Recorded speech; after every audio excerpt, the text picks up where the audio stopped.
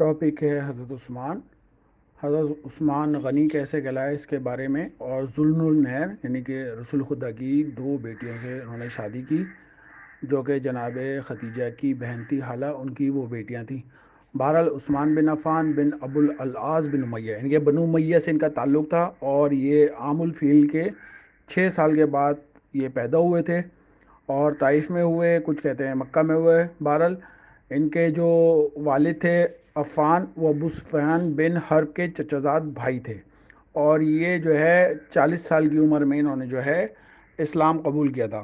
اور ان کے جو غنی کہلانے کا وہ ہے کہ انہوں نے حکم بن عاص کو، جسے رسول خدا نے مدینے سے نکلوا دیا تھا، نہ صرف سنت رسول بلکہ سیرت شیخین کی بھی خلاف ورزی کرتے ہوئے مدینہ واپس بلوایا اور بیت المال سے 1 لاکھ درہم دیے.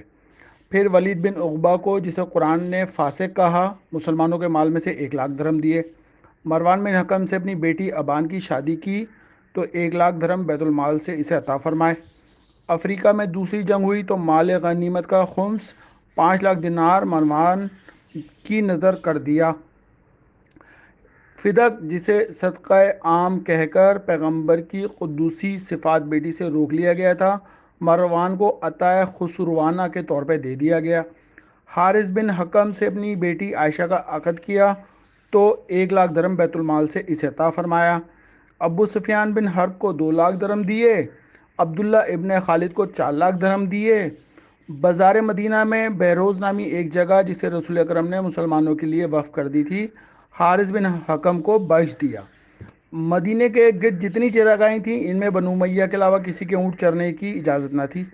مرنے کے بعد 1,50,000 دینار اور 10 لاکھ درہم آپ کے ہاں نکلے. جاگروں کچھ ٹھکانہ نہیں، صرف چند ایک جاگروں کی قیمت کا اندازہ 1 لاکھ دینار تھا. اونٹوں اور گھوڑوں کا شمار نہیں. شہروں میں جو آپ کے عزیز و اقارب حکمران تھے، کوفے میں ولید بن عقبہ حاکم تھا، مگر جب اس نے شراب کے نشے میں چور ہو کر نماز کی 2 رکعت کے بجائے 4 رکعت پڑھا دیں تو لوگوں کے شور مچانے میں سے موصول کر دیا، مگر اس کی جگہ سعید بن عاص جیسے فاسق کو مقرر کیا. مصر پر عبداللہ ابن ابی سرا کو، شام پر معاویہ بن ابی سفیان کو، اور بصرہ میں عبداللہ بن عامر آپ کے مقرر کردہ حکمرانوں میں سے تھے.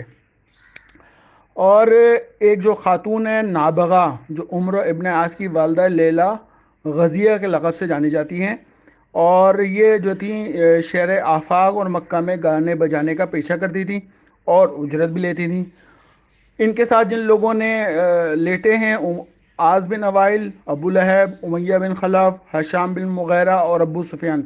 سیکس سے بھری پڑی ہے بنو امیہ بنو عباس کی جو تاریخ ہے. اور انہوں نے دعویٰ کیا کہ جب عاص سے پوچھا کہ بھائی تمہاری والد کون ہے، تو انہوں نے کہا بھائی 5 آدمی آئے تھے میرے پاس، لہذا جس سے یہ مشابہ ہو اس کا بیٹا قرار ہے. تو تم عاص بن اوائل سے زیادہ جو ہے وہ نظر آتے ہو، مطلب مطابقت نظر آتی ہے تمہاری، تو تم اسی کے بیٹے ہو.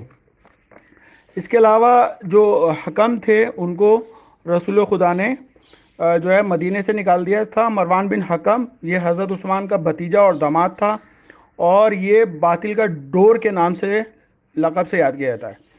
عبد الملک بن مروان نے عمر بن سعید اشتق کو قتل کرایا تھا، اور یحییٰ بن سعید نے کہا تھا کہ اے خیت باطل کی اولاد.